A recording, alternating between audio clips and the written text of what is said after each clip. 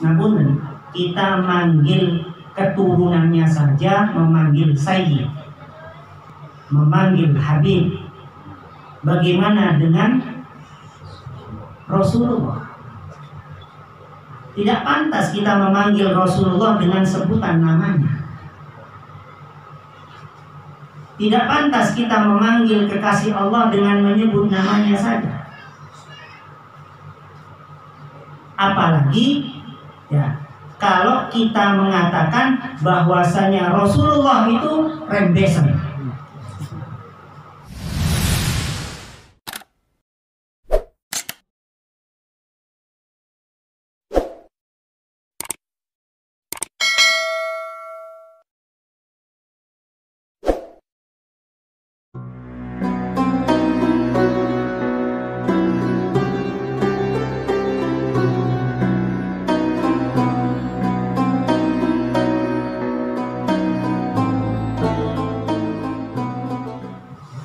Bismillahirrahmanirrahim. Assalamualaikum warahmatullahi wabarakatuh. Alhamdulillah, alhamdulillahilladzi hamidal hamidun wa syakaraha syakirun wa dzakaraha dzakirun wa ghafala an dzikrikal ghafilun.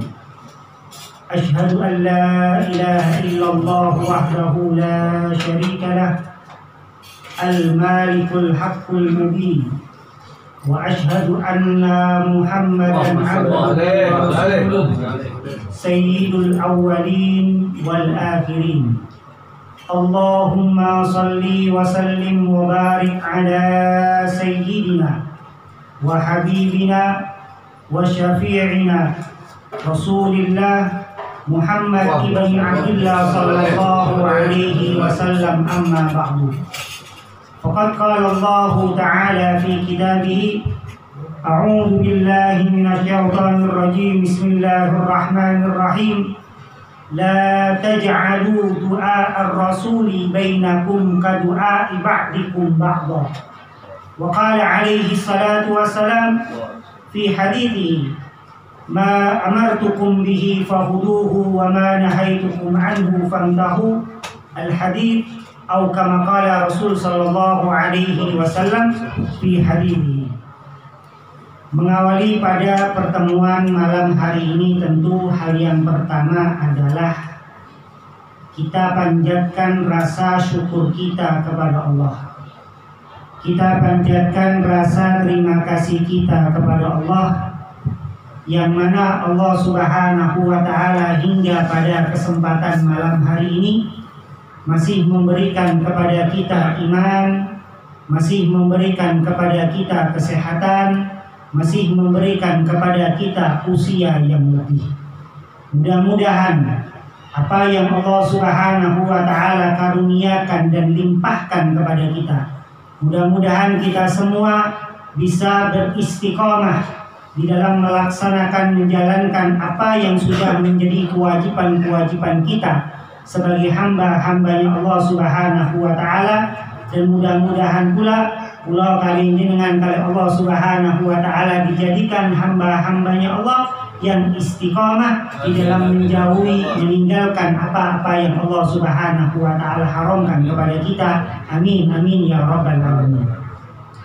Kedua kalinya salawat serta salam tercurahkan atas junjungan Nabi besar kita Muhammad sallallahu alaihi wasallam, kepada keluarga beliau, sahabat beliau, pengikut beliau, dan khususnya kepada umatnya yang senantiasa bertakwa kepada Allah Subhanahu wa ta'ala. Mudah-mudahan Allah Subhanahu wa ta'ala senantiasa menanamkan di dalam hati kita rasa mahabbah, rasa kecintaan yang sangat besar kepada Nabi besar kita Muhammad sallallahu alaihi wasallam. Dan mudah-mudahan kita semua termasuk umatnya Nabi Muhammad sallallahu alaihi wasallam yang mendapatkan syafaat dari Nabi besar kita Muhammad sallallahu alaihi wasallam fi yaumil qiyamah. Amin, amin ya rabbal. Pada kesempatan malam hari ini kita sareng-sareng ngaos pangaosan kitab hadis. yang insya Allah pengawasan kitab hadis pada kesempatan malam hari ini diambil di dalam kitab Al-Jawahirul Lu'lu'iyah, syarah daripada kitab Hadis Arba'in karya Al-Imam An-Nawawi.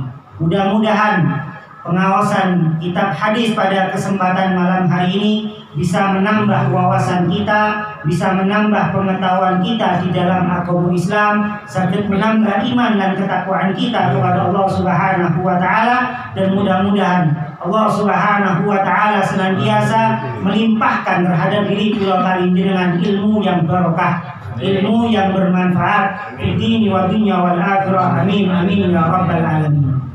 Hadis yang kita baca bersama-sama pada kesempatan malam hari ini yaitu Al-Hadits Tsani, hadis yang kedua di dalam kitab Hadis Arba'in. Beliau mengatakan, yaitu Al-Imam An-Nawawi, hadis yang kedua, an Umar aidan radhiyallahu taala anhu aidan, dari sahabat Umar ibnu Khattab radhiyallahu an, qala, berkata. Jadi hadis ini sama seperti dengan hadis yang pertama di dalam meriwayatkan, yaitu sama-sama diriwayatkan oleh sahabat Umar ibnu Khattab. Sebagaimana yang pernah saya jelaskan pada pertemuan sebelumnya, sahabat Umar ibnu Khattab radhiyallahu anhu, beliau adalah afdalus sahabah ba'da Abi Bakar Siddiq radhiyallahu anhu. Sahabat Umar ibnu Khattab radhiyallahu anhu, beliau adalah paling afdolnya para sahabat-sahabat Rasul sallallahu alaihi wasallam. Bukan kita membandingkan satu dengan yang lainnya, tetapi di kalangan para ulama itu telah bersepakat, setelah sahabat Abu Bakar Siddiq radhiyallahu anhu, sahabat Umar ibnu Khattab radhiyallahu anhu, beliau adalah paling afdolnya sahabat-sahabat yang dimiliki oleh Rasul sallallahu alaihi wasallam, dan beliau adalah Amirul Mukminin, pemimpin di kalangan orang-orang mukmin di kalangan. Dan pada saat itu disebut dengan khalifah. Kira-kira kalau ngaji khalifah ini tangkap nomor.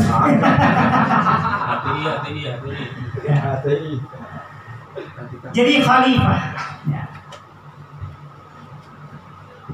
Kalau kita berbicara khalifah, itu tidak lepas dengan khilafah. Jadi khalifah itu adalah produk daripada khilafah. Karena tidak akan tegak yang namanya khilafah kalau tidak ada khalifah.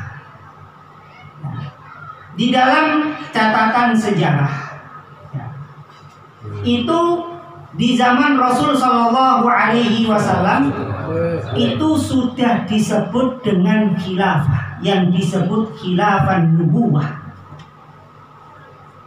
Kapan?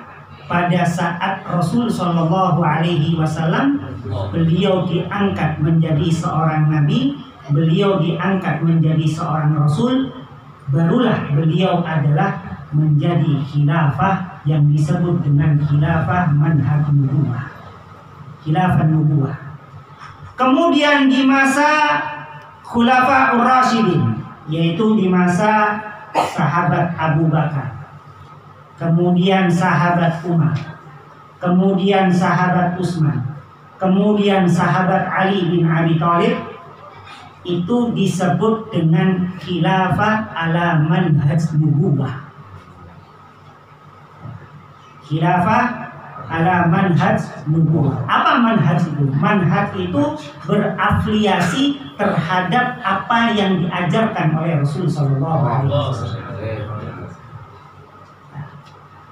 Setelah Khulafaur Rasyidin ini meninggal dunia, ada yang disebut dengan khilafah dauliyah. Ya. Khilafah dauliyah itu lebih jangkauannya lebih pendek. Dauliyah itu hanya beberapa daulah. Jadi semacam kalau kita dibilang pemerintahan, bisa dibilang kerajaan, bisa dibilang semacam hanya beberapa wilayah daulah. Berbeda dalam masa Khulafaur Rasyidin, itu lebih mencakup lebih luas pada saat itu. Dan khilafat daulah itu di masa Bani Umayyah, yaitu yang pertama sahabat Muawiyah. Ya. Turun kepada putranya Yazid bin Muawiyah ada perbedaan pendapat. Kenapa perbedaan pendapat? Dikarenakan yang namanya khalifah itu tidak bisa diperanak-pinakkan. Maksudnya tidak bisa diturunkan kepada keturunannya layaknya seorang raja kepada putranya. Itu satu. Kemudian yang kedua, pada saat itu timbul perselisihan yang mana memunculkan korban, salah satunya diantaranya Sayyidina Husain. Karena Sayyidina Husain itu terbunuh pada saat itu perebutan antara kepemimpinan Yazid bin Muawiyah dengan Sayyidina Husain. Tapi saya tidak membahas mengenai kembali. Itu adalah kemudian setelah Bani Umayyah ada Bani Abbasiyah. Itu juga disebut dengan Dauliyah, khilafah Dauliyah. Jadi lebih ke wilayah, lebih ke wilayah. Kemudian lagi turun lagi kepada Utsmaniyah. Nah, itu juga disebut dengan Dauliyah, khilafah Dauliyah. Kapan tegaknya khilafah Islamiyah? Tegaknya Islamiyah pada saat kemunculan Imam Mahdi. Jadi ketika Imam Mahdi muncul, maka disitulah tegaknya yang disebut dengan khilafah Islamiyah. Dan orang yang benci terhadap para habaib tidak akan percaya kepada yang namanya khilafah Islamiyah. Kenapa? Karena Imam Mahdi itu adalah keturunan daripada keturunan Rasul Shallallahu Alaihi Wasallam. Para hadirin, para jamaah Laskar FPI yang dimuliakan dan dirahmati oleh Allah Subhanahu wa Ta'ala. Kemudian selanjutnya An Umar, dari sahabat Umar ibnu Khattab, aidan juga radhiyallahu taala anhu, mudah-mudahan Allah meridhoinya. Aidan juga qala, berkata. Jadi sahabat Umar ibnu Khattab radhiyallahu anhu mengatakan, bainama nahnu julusun inda Rasulillah sallallahu alaihi wasallam data yaumin ikhtala alaina rajulun sadidun bayadi thiyabi sadidus sawadi sya'ni. Bainama, suatu ketika, di antara nahnu julusun, kami sedang duduk, inda Rasul sallallahu alaihi wasallam, bersama dengan Rasul sallallahu alaihi wasallam. Jadi hadis ini diceritakan langsung dan dikatakan langsung oleh sahabat Umar ibnu Khattab karena beliau mengalami langsung.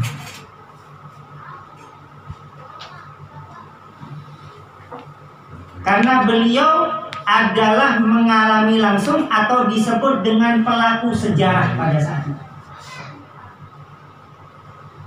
Suatu ketika, katanya sahabat Umar ibnu Khattab radhiyallahu anhu, kami sedang duduk bersama dengan Rasul sallallahu alaihi wasallam.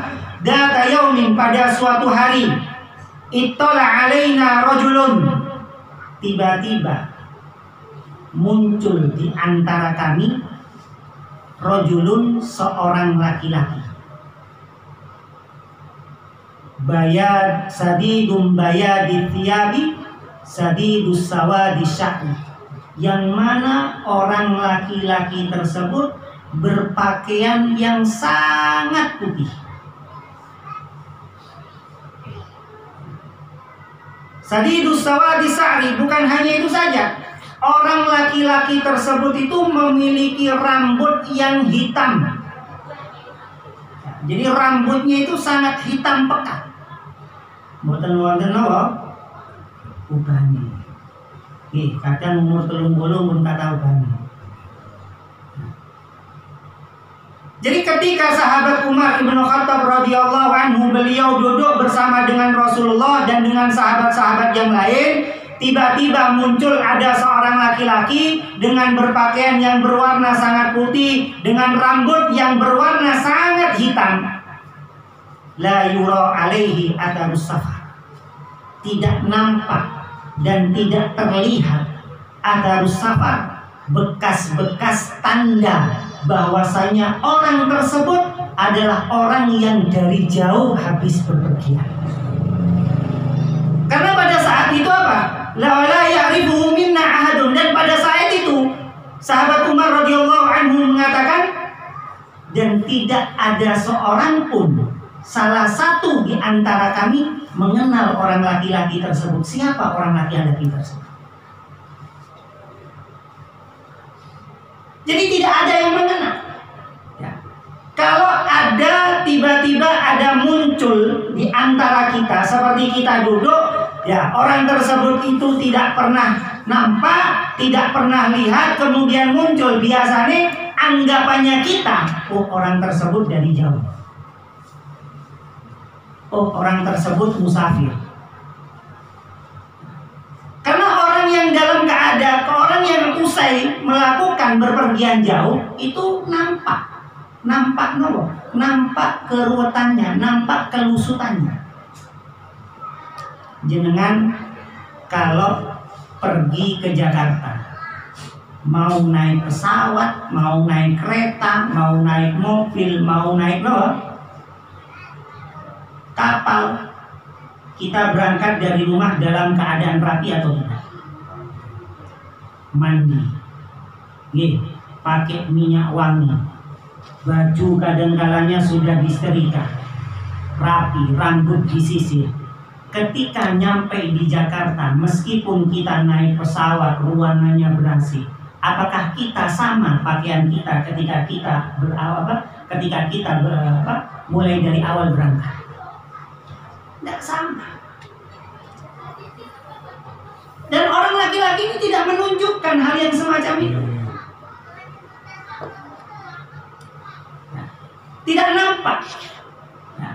Lalu kenapa orang laki-laki tersebut itu berpakaian yang sangat putih, yang sangat bersih, yang sangat rapi? Ini adalah memberikan pengetahuan kepada para sahabat-sahabat dan kepada para umat Islam. Apa?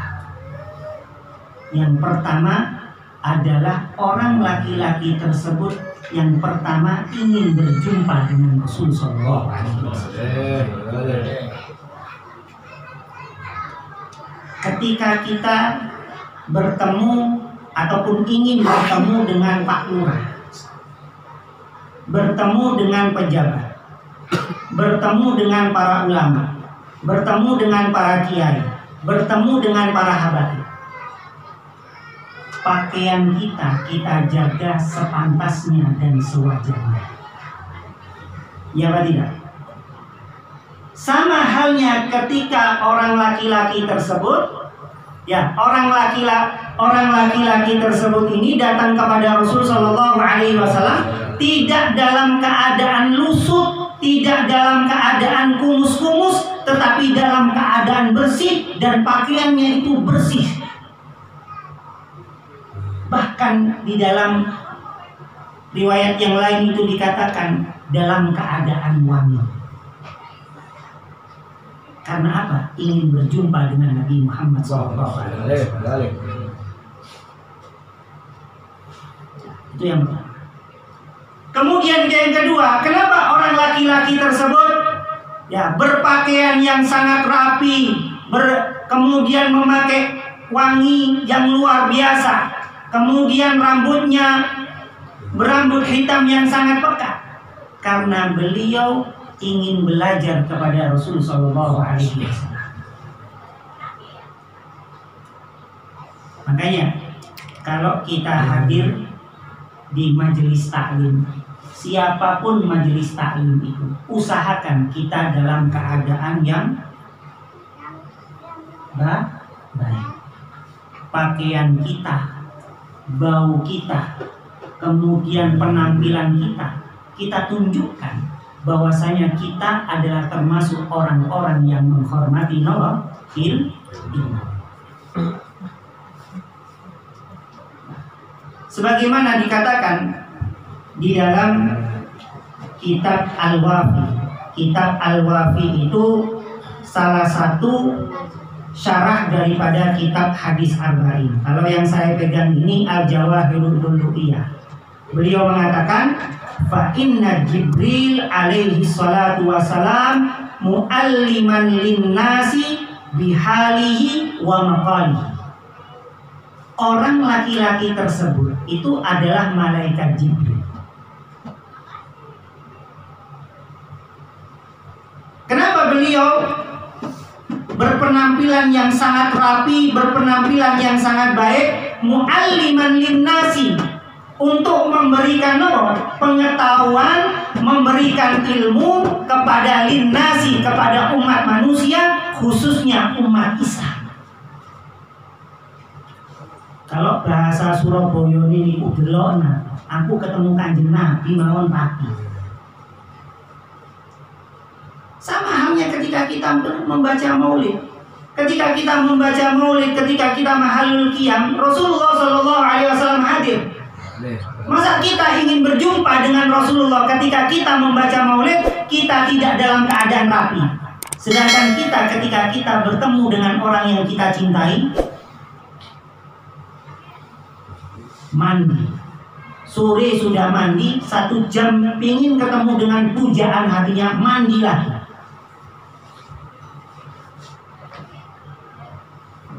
Cari pakaian yang terbaik. Tapi mengapa ketika kita ingin berjumpa dengan Rasul Shallallahu Alaihi Wasallam tidak ingin menampilkan, tidak ingin memberikan yang terbaik?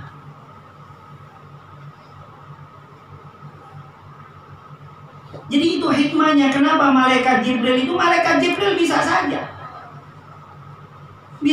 berpenampilan yang lungset, yang kusut, kemudian berubah menjadi seorang pengemis ataupun berubah menjadi siapa, bisa saja malaikat Jibril. Tetapi malaikat Jibril bertemu menghadap Rasul Shallallahu Alaihi Wasallam sadidul bayadit thiyab, dengan memakai pakaian yang berwarna sangat putih.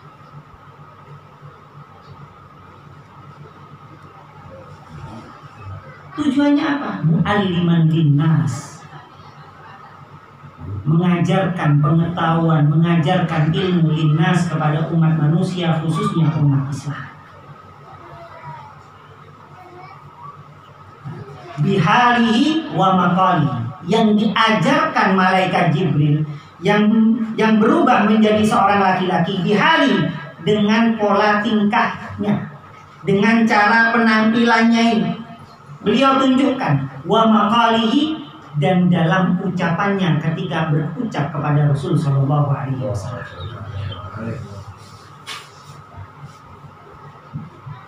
Dan itu adalah pengetahuan yang luar biasa yang diajarkan malaikat Jibril melalui menemui Nabi Muhammad Shallallahu Alaihi Wasallam.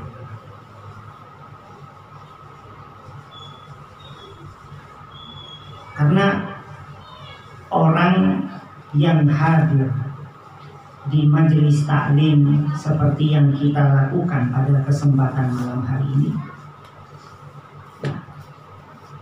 itu para malaikat menggelar sayap-sayapnya.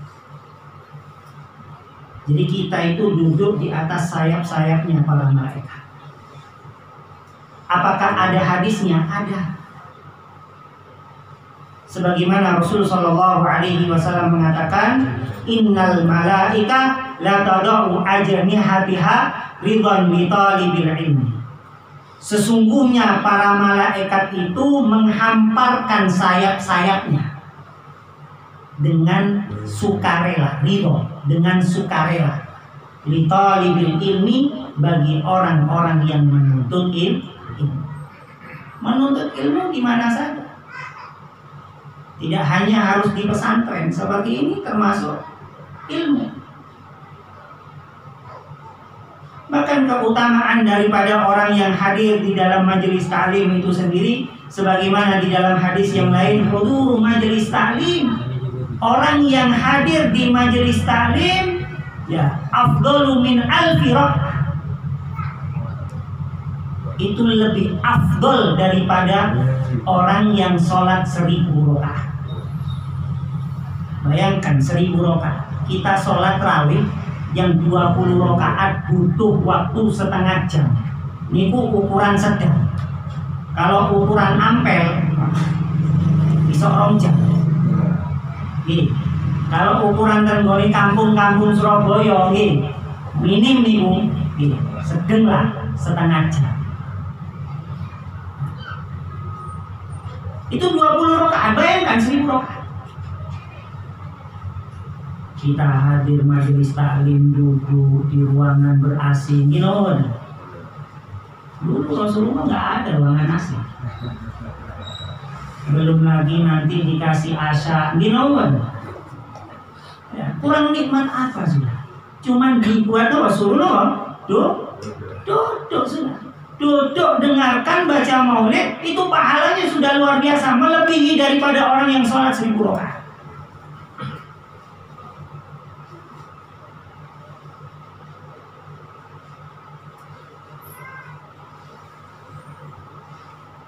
Kemudian kelanjutan daripada hadis tersebut, ya. Hatta sehingga jalasa ila Nabi sallallahu alaihi wasallam, sehingga atau sampai orang laki-laki tersebut duduk, ya, menghadap Rasul sallallahu alaihi wasallam. Fa asnada rukbataihi ila rukbataihi. Lalu kedua lutut orang laki-laki tersebut, ya, ditempelkan kepada kedua lutut Rasul Shallallahu Alaihi Wasallam. Itu seakan-akan menunjukkan bahwasanya orang laki-laki tersebut sudah sangat sudah kenal dekat dengan Rasul Shallallahu Alaihi Wasallam. Kalau kita kenal akrab dengan seseorang, baru datang langsung duduk di sampingnya, pegang, ya apa kabarnya? Kan gitu. Ya. Melihat hal yang semacam itu, para sahabat itu bingung, siapa ini? Ya.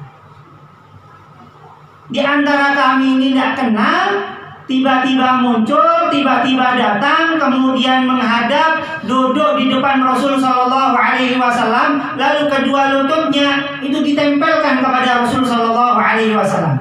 Bukan hanya itu saja, wa wada'a kaffaihi ala fakhidaihi, dan kedua telapak tangan daripada orang laki-laki tersebut beliau letakkan ala fakhidaihi, di atas paha Rasul sallallahu alaihi wasallam. Ini seakan-akan orang yang sudah kenal dekat sekali.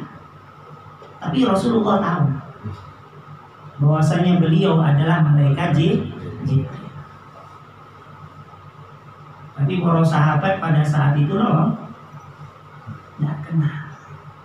Sama halnya, umpami ini, ada orang waktu baca maulid, seperti malam ini, kemudian tiba-tiba orang datang, sampai tidak kenal sama sekali, duduk di sebelahnya Habib Mahdi, lalu gimana Habib? Saya Habib. Ya, kayak orang sudah apa? Mungkin kita mengira orang yang melihat orang ini kurang ajar. Mungkin kalau di kalangan habaib mungkin hal yang biasa. Tapi kalau banyak yang datang so kurang ajar. Ya. Jadi para sahabat pada saat itu ngingrutu, sopo ngelanang itu. Ya, siapa orang laki-laki tersebut itu? Ya, waqala, dan orang laki-laki tersebut mengatakan, ya Muhammad, wong lanang niku wau teko gak diundang, tiba-tiba muncul lungguh tengah Kanjeng duduk di depannya Rasul Shallallahu Alaihi Wasallam, kemudian sambil memegang pahanya Rasul Shallallahu Alaihi Wasallam, lalu memanggil Rasul Shallallahu Alaihi Wasallam dengan sebutan ya Muhammad. Namun podo kali umpamanya untuk orang muncul teko tenggoni Habib Mahdi, nyeluk Habib Mahdi, namun ini Mahdi. Ya Mahdi, apa kabarnya? Ya. Jadi orang laki-laki tersebut ya tidak mengatakan ya Rasulullah, ya Nabi Allah, tapi memanggil namanya ya Muhammad. Wahai Muhammad. Lalu di sini ada pentakwilan di dalam kalimat ya Muhammad yang diucapkan oleh malaikat Jibril kepada Rasul Shallallahu Alaihi Wasallam. Ya. Sebagian ulama mengatakan hukumnya makruh, sebagian ulama mengatakan hukumnya haram. Kenapa? Karena tidak ada bentuk penghormatan kepada Rasul Shallallahu Alaihi Wasallam. Namun kita manggil keturunannya saja, memanggil Sayyid, memanggil Habib. Bagaimana dengan Rasulullah? Tidak pantas kita memanggil Rasulullah dengan sebutan namanya. Tidak pantas kita memanggil kekasih Allah dengan menyebut namanya saja. Apalagi ya, kalau kita mengatakan bahwasanya Rasulullah itu rembesan. Ya. Rasulullah itu kalau ada jambu mungkin nyolong. Kita memanggil namanya saja tanpa ada penyebutan Rasulullah, tidak ada penyebutan Nabiullah, itu sudah tidak ada rasa hormat. Padahal cuma memanggil nama, boten ngilokno rembes. Itu pun kurang ikhtiram. Karena para ulama mengatakan sebagaimana di sini dikatakan wanadahu bi ismihi ma'a annahu haramun. Di dalam kitab Al-Jawahirul Lu'lu'iyah memanggil nama Rasulullah dengan sebutan Muhammad tanpa menyebut nama Rasulullah itu hukumnya haram.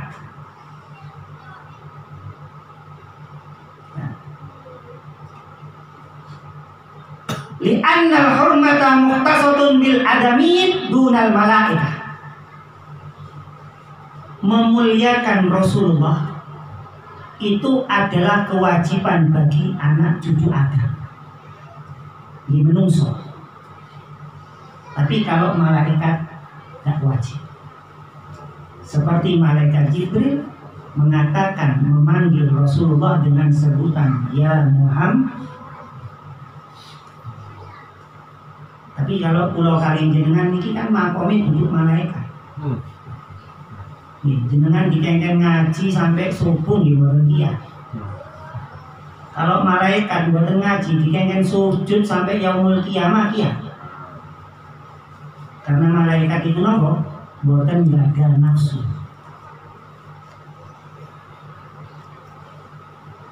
Tapi menungso itu jauh lebih afdal daripada malaikat kalau sebagaimana dikatakan di dalam kitab Ghayatul Bayan syarah daripada Shafati Zubat ya, bahwasannya manusia itu jauh lebih afdal daripada malaikat jikalau manusia tersebut bisa mengontrol hawa nafsunya.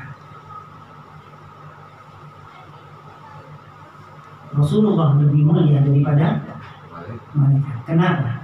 Karena bisa mengontrol nafsunya. Wali-walinya Allah lebih mulia daripada malaikat. Kenapa? Karena bisa mengontrol nafsunya. Para hadirin, para jamaah Laskar Kota Surabaya yang dimuliakan dan dirahmati oleh Allah Subhanahu wa Ta'ala. Kemudian orang laki-laki tersebut ataupun malaikat Jibril mengatakan, ya Muhammad, wahai Rasulullah, gitu. Artikan Rasulullah, gitu. Soalnya pulau sanes malaikat Jibril, kan. Gitu. Wahai Rasulullah, akhbirni anil Islam. Akhbirni, beritahukanlah kepadaku atau jelaskanlah kepadaku anil Islam, mengenai tentang Islam. Padahal malaikat Jibril ini sudah tahu. Malaikat si ditakoni lagi Islam.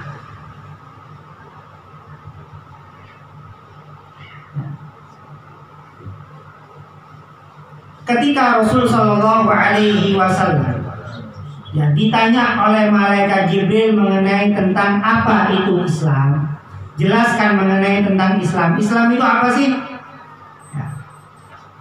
Faqala Rasulullah Shallallahu Alaihi Wasallam. Lalu Rasul Shallallahu Alaihi Wasallam mengatakan atau menjawab daripada pertanyaan orang laki-laki tersebut, al-Islamu, Islam ialah antashhada.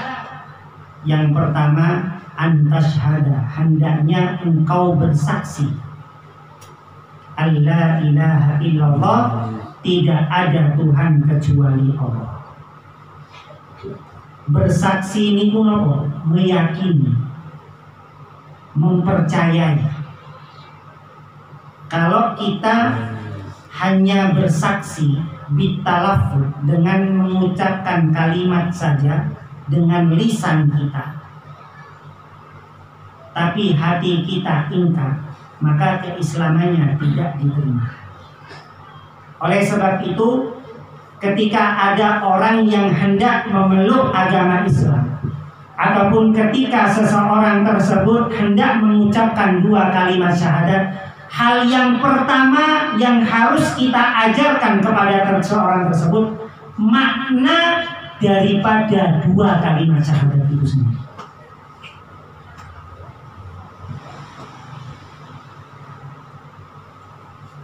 Jadi jangan hanya menuntun, mengajarkan untuk mengucapkan dua kalimat syahadat, tapi tidak tahu apa dua kalimat syahadat tersebut. Jadi harus mengajarkan, mengenalkan apa dua kalimat syahadat tersebut. Yang kedua, ajarkan untuk meyakini di dalam dua kalimat tersebut. Karena syarat masuk Islam, kalau pulau kali jenengan ini insya Allah Islam turunan. Karena mbah-mbah pulau kali jenengan ini Islam ini pun bersyukur. Coba kalau umpamanya ini mbah-mbah pulau buatan agama Islam, mungkin buatan termeriki kan. Jadi tidak usah gengsi dikatakan Islam turunan. Islam turunan itu termasuk daripada nikmat yang Allah berikan kepada kita. Tidak semuanya orang itu terlahir dalam keadaan apa? Islam. Punya orang tua Islam, tidak semuanya. Ya, karena yang namanya anak itu kan tidak ada yang salah. Kullu mauludin yuladu ala fitrah. Nah, jadi bersyukur. Ya, nikmati apa yang Allah Subhanahu wa taala berikan. Jadi ketika seseorang tersebut itu masuk ke dalam agama Islam, tidak hanya mengajarkan bagaimana cara melafalkan, bagaimana cara mengucapkan. Syaratnya masuk Islam memang harus mengucapkan. Jadi harus mengucapkan dua kalimat syahadat, asyhadu an la ilaha illallah wa asyhadu anna Muhammadar Rasulullah. Itu syarat. Kalau tidak mengucapkan, maka nggak sah keislamannya. Sebagaimana dikatakan di dalam syarah daripada kitab Safinatun Najah, yaitu kitab Nailur Roja. Itu harus mengucapkan. Kalau nggak mengucapkan, nggak sah. Kalau dalam hati, nggak sah. Harus bitalaffuz. Itu yang pertama. Kemudian yang kedua, ketika seseorang tersebut melafalkan, mengucapkan dua kalimat syahadat tersebut, seseorang tersebut itu dalam setiap syahadatnya itu harus meyakini. Syahadat yang pertama, asyhadu an la ilaha illallah, aku bersaksi bahwasanya tidak ada Tuhan kecuali Allah. Pada saat itu hatinya harus yakin, harus mantap bahwasanya tidak ada patut yang disembah kecuali Allah. Ketika di dalam hatinya ada keraguan, maka tidak diterima keislamannya. Makanya kita harus tanyakan. Ketika kita kenalkan, ketika kita terjemahkan kalimat ataupun dua kalimat syahadat tersebut, kemudian lalu kita tanamkan, kira-kira ketika jenengan mengucapkan, jenengan yakin tidak? Dan gak usah dimarahin, tambah Melayu ya. Kalau nggak yakin apa yang jenengan lakukan, tanyakan. Paham ya? Jadi kalau ada orang ingin masuk Islam, ya, ajarkan itu, tanamkan, kemudian maknanya, kemudian sebelum dituntun dua kalimat syahadat tersebut, tanyakan. Ketika jenengan mengucapkan saya bersaksi bahwasanya tidak ada Tuhan kecuali Allah, apakah hati jenengan sudah yakin? Apakah jenengan sudah mantap? Tidak ada keraguan. Kalau ada keraguan tidak apa-apa, tapi tanyakan apa yang membuatmu masih ragu. Dan kita harus menjelaskan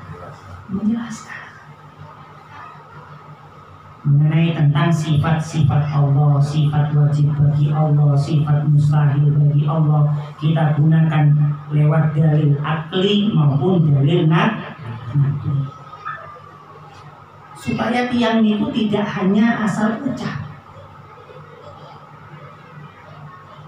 Kan ada sebagian orang masuk Islam Senin Selasa Rabu mari ngono murtad mah. Kenapa? Karena belum ada kemantapan. Oleh sebab itu kita harus mantapkan dulu, kita yakinkan. Tidak apa-apa, nggak usah dimarahi. Ketika jenengan mengucapkan tidak ada Tuhan kecuali Allah, sampean harus yakin bahwasanya yang patut disembah, yang patut dipertuhankan adalah Allah. Kalau ada keraguan, adakah yang mau ditanyakan? Ini jenengan tanyakan. Istilahnya diajak Allah diskusi.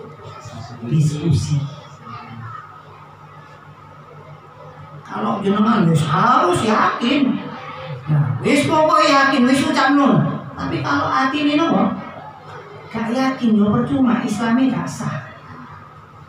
Jadi mengucapkan dua kalimat syahadat itu bukan hanya bitalafud, dengan hanya sebatas mengucapkan. Orang kafir pun sekarang bisa mengucapkan, dikasih tulisan baca ini, asyhadu an la ilaha illallah wa asyhadu anna muhammadar rasul. Apakah secara otomatis langsung masuk Islam? Tidak. Jadi jangan heran ketika ada orang di televisi ataupun di YouTube, kemudian ada seseorang yang Nasrani, yang Yahudi mengatakan asyhadu an la ilaha illallah wa asyhadu anna muhammadar rasulullah. Jangan terlalu heran.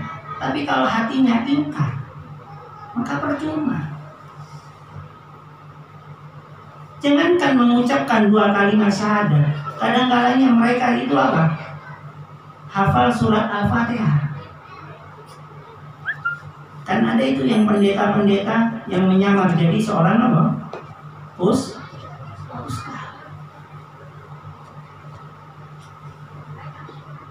Nah, ya semoga aja FPI tidak ada cabang Katolik ya.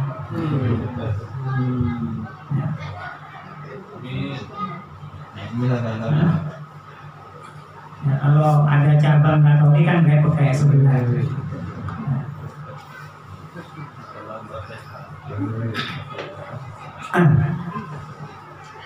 Bukan asal sebut merah itu sih paling penting. Nah, kemudian selanjutnya, anda syahada alla ilaha illallah wa anna muhammadan rasulullah. Dan syahadat yang kedua adalah bersaksi bahwasanya Nabi Muhammad SAW Rasulullah, utusan Allah. Meyakini bahwasanya Nabi Muhammad itu adalah seorang Rasul, seorang Nabi yang diutus oleh Allah. Bukan sebagai anak Tuhan, ataupun bukan sebagai Tuhan, tetapi Rasulullah. Rasul itu artinya utusan. Allah itu Allah. Jadi utusannya Gusti Allah.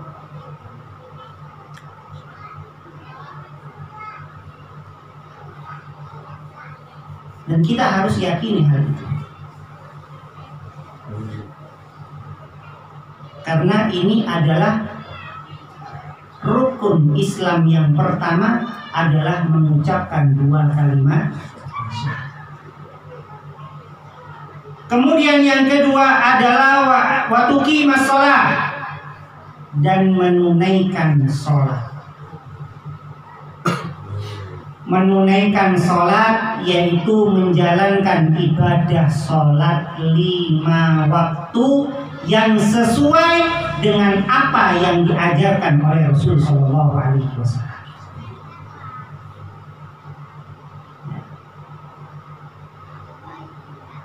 Bagaimana dengan sesuai dengan apa yang diajarkan oleh Rasulullah, sedangkan kita tidak pernah bertemu langsung, tidak satu zaman dengan Rasul Shallallahu Alaihi Wasallam, yaitu dengan mempelajari ilmu-ilmu tentang bagaimana caranya sholat yang sesuai dengan Rasulullah melalui para ulama, para kiai, para ustaz, para habaib dan sebagainya.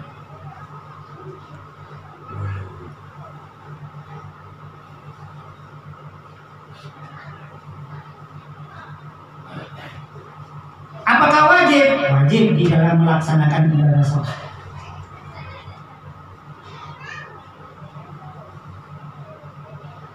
Lantas bagaimana hukumnya orang yang meninggalkan ibadah sholat 5 waktu? Ada sebuah hadis Rasul Shallallahu Alaihi Wasallam mengatakan, man taraka sholat muta'ammidan faqad kafara jihara.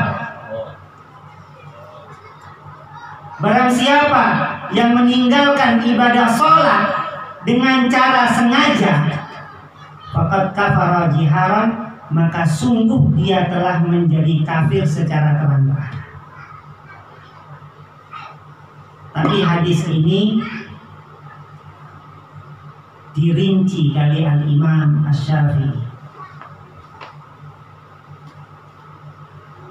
Ada perbedaan pendapat di kalangan madhab Al-Imam Asy-Syafi'i dan madhab Al-Imam Ahmad bin Hanbal.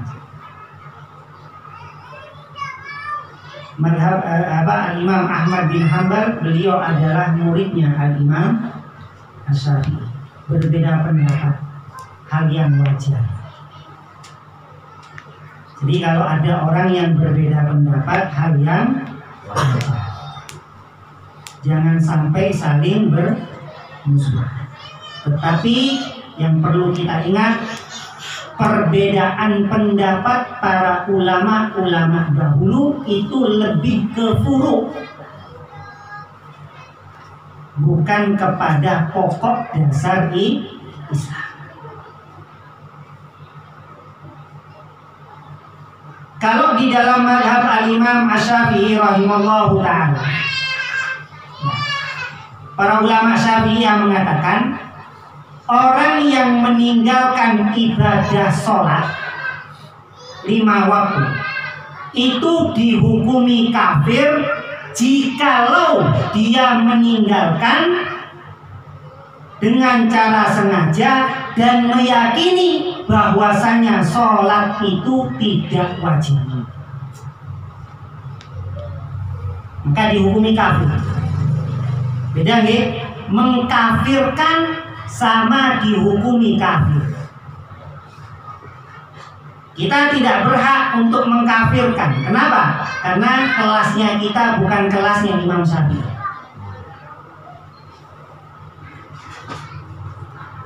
Beda sama orang yang dikit-dikit kafir, bid'ah dan sebagainya. Itu tidak boleh mengkafirkan. Tapi kalau menghukumi kafir itu adalah mengambil daripada pendapat para ulama. Seperti mazhabnya Al-Imam Syafi'i. Al-Imam Syafi'i mengatakan bahwasanya orang yang meninggalkan sholat dengan cara sengaja dan dia meyakini bahwasanya sholat 5 waktu itu tidak wajib, maka dihukumi kafir. Tapi kalau dia itu meninggalkan sholat dengan cara sengaja dan meyakini dalam hatinya masih yakin sholat itu wajib, maka dihukumi fasik. Beda orang kafir sama orang fasik. Orang fasik itu layaknya seperti orang Islam pada umumnya. Cuman bedone no, seneng dangdutan.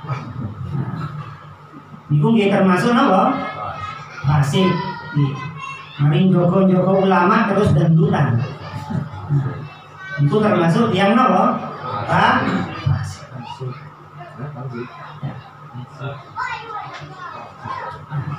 Karena pengertian orang yang fasik itu adalah orang yang seringkali melakukan dosa kecil dan seringkali melakukan dosa besar. Itu disebut orang fasik. Kalau mati, dia dihukumi seperti layaknya orang Islam. Dia disolati, dia dikafani, dimandikan, kemudian dikuburkan di kalangan orang Islam. Tapi kalau orang kafir gak oleh disolati. Tapi kalau mazhabnya Al-Imam Ahmad bin Hanbal, orang tersebut meninggalkan sholat disengaja, meskipun dia itu mau yakin atau tidak yakin bahwasanya sholat itu wajib, maka memakai hadis tersebut. Karena hadis tersebut kan tidak ada takwil. Yang ada hanya dikatakan barang siapa yang meninggalkan sholat dengan dalam keadaan sengaja, tidak disebutkan, tidak ditakwilkan di sana bahwasanya kalau si yakin lan boten ya yakin. Faqad kafara jiharan, maka sungguh dia menjadi orang kafir secara terang-terangan. Ini hadis ini dipakai dalam pendapatnya mazhab Imam Ahmad bin Hanbal. Tapi sebetulnya perlu hal yang semacam itu perlu nopo cek wedi. Kadang kalane tiyang niku nopo gak pernah mlebu masjid, kalau mati ingin njaluk mlebu masjid. Iya. Ketika masih hidup gak pernah masuk masjid, gak pernah masuk musola, gak pernah. Ngalor ngidul cekelane gitar. Ra tahu sholat sama sekali. Ketika mati, jaluk nopo? Disolati, jaluk mlebu masjid. Sekali-sekali wis gak usah dilebokno cek nopo sebagai bahan ibro. Cuman repot nggih. Kalau urip ten nggone nopo? Indonesia. Tapi kadang-kadangnya perlu seperti itu supaya apa? Tiang Islam ini mboten sembrono ninggalaken nopo? Sholat itu cuma pinten menit. Berapa menit sholat itu? Kalau kita total subuh sampai isya itu 17 rakaat. 17 rakaat masih banyak sholat tarawih yang 20 rakaat itu 17 rakaat. Kalau kita gabungkan paling 1 jam. Kita punya satu hari 24 jam, sisa 23 jam. Mau dikemanain? Mau sholat aja gak mau. Boleh lalu seseorang tersebut gak mau sholat duha, gak mau sholat hajat, gak mau sholat tasbih, silakan. Tapi kalau sholat 5 waktu jangan sampai di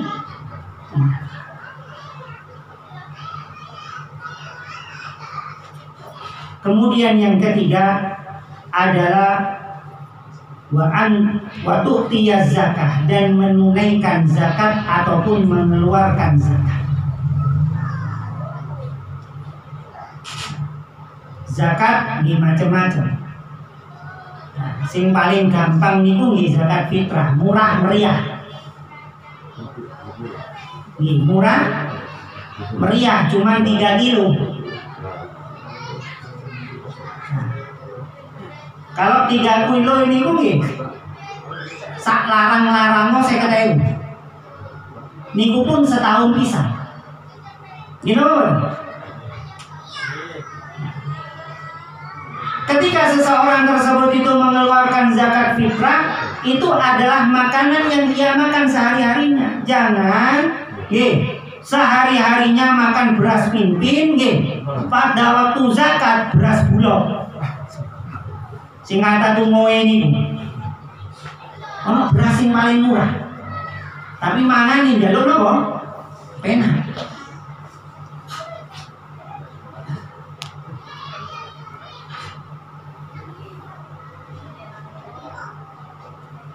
Kemudian ada zakat tijarah yang mempunyai usaha niku. Usaha nopo mawon, pokoknya sing namanya usaha, mau niku persewaan mobil, mau niku buka perancangan, mau niku kos-kosan, mau niku kontrakan dan sebagainya. Pokoknya nopo usaha niku wajib untuk dizakati. Yang disebut dengan zakatut tijarah.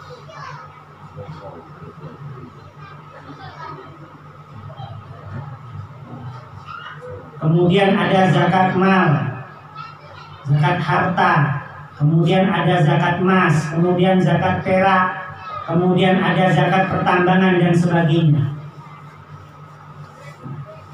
Kalau buatan semerap hitung-hitungan, tanya, fas'alu ahla dzikri in kuntum la ta'lamun. Takon kalau seandainya gak tahu. Saya niku di awal-awal tenggoni kampung pulau di daerah Kupang Kerajaan niku.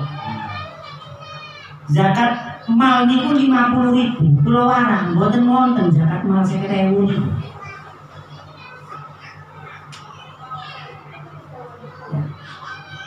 Zakat mal niku 2,5%.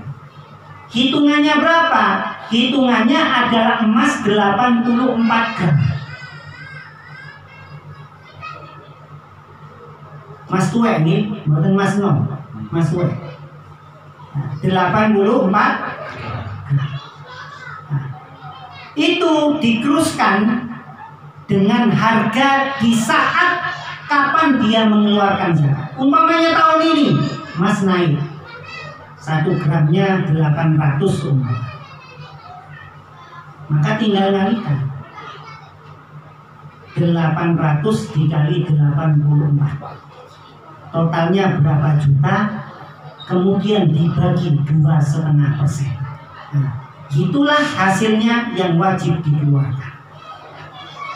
Jadi jenengan jelaskan kalau jadi panitia amil zakat nih, ojo jadi panitia amil zakat tenggoni masjid, tenggoni musola, Pak kula badhe zakat mal.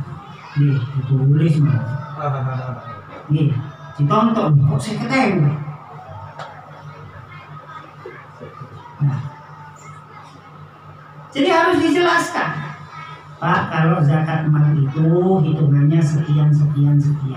Kalau memang nggak nuntut, berarti dengan bukan wajib zakat. Jadi jelaskan. Ojo diterima. Nah, ini ketorong nih, panitia ini moto.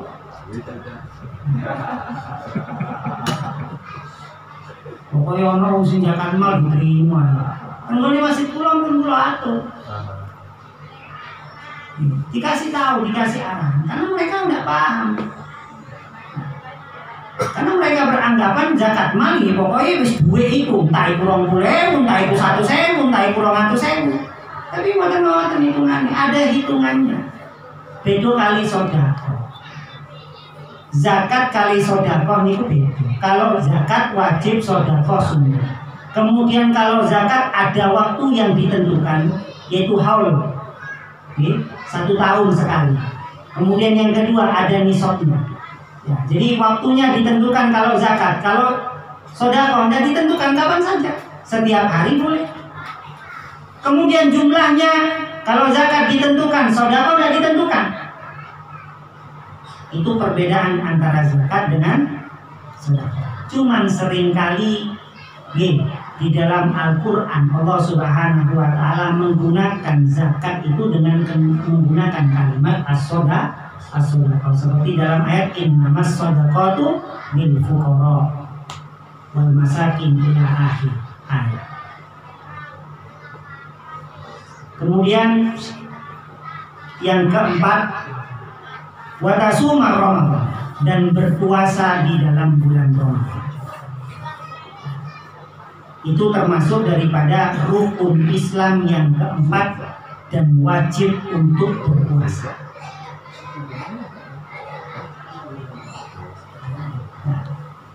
Wajib untuk berpuasa. Kalau nggak berpuasa, fasik. Fasik. Orang yang nggak berpuasa di dalam bulan Ramadan adalah orang yang fasik. Bukan dikatakan murtad nih, mungkin gampang murtad ngomong nih.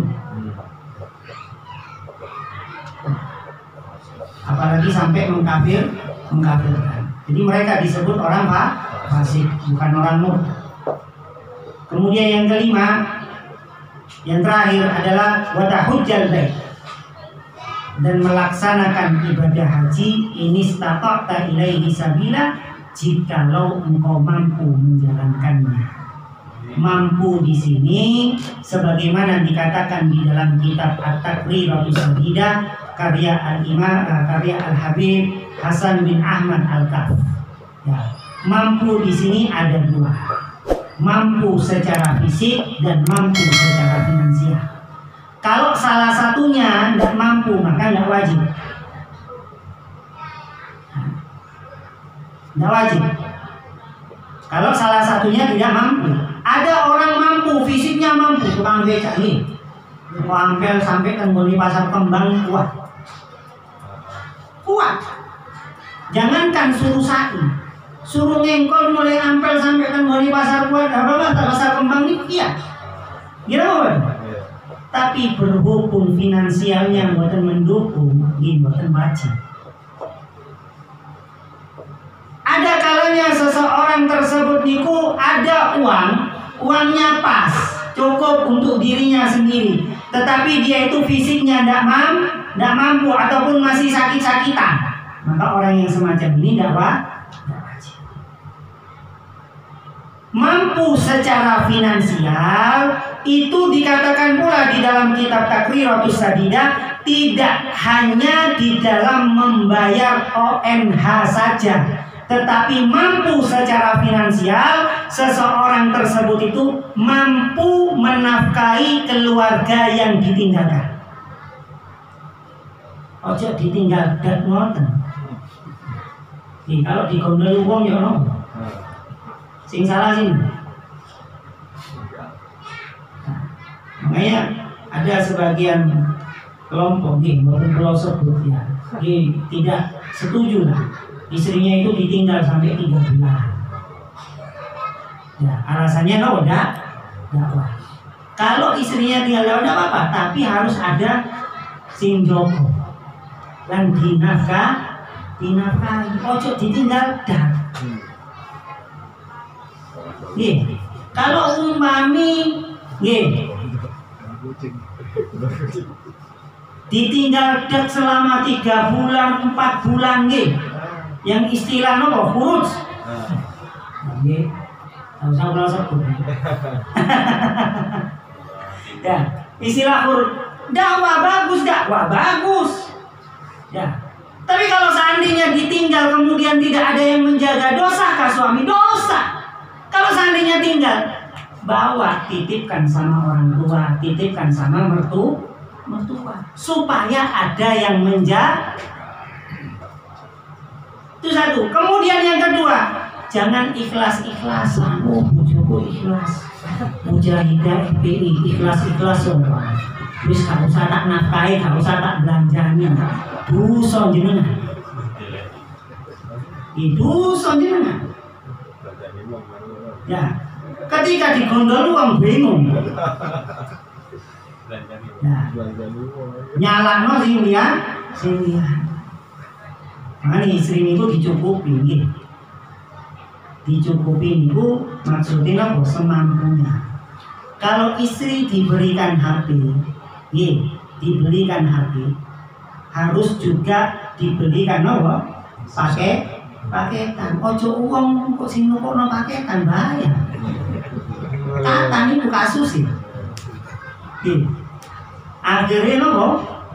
Main FB-an, main WA-an, pakai ATM telas, ditelepon paketanku telas. Wis tak tukukno ae. Sing kono kok loman, bojoku gak loman. Paham nggih? Kalau mboten kiat nukuaken paketan, wis ra usah ditunggasaken HP. Daripada nilai nopo. Paham nggih? Paham? Nah, ini mawon yang saya sampaikan ini, insyaallah pertemuan yang akan datang saya akan bahas lebih lanjut. Sebelum saya akhiri mungkin ada yang perlu dipertanyakan apa yang saya sampaikan tadi, monggo.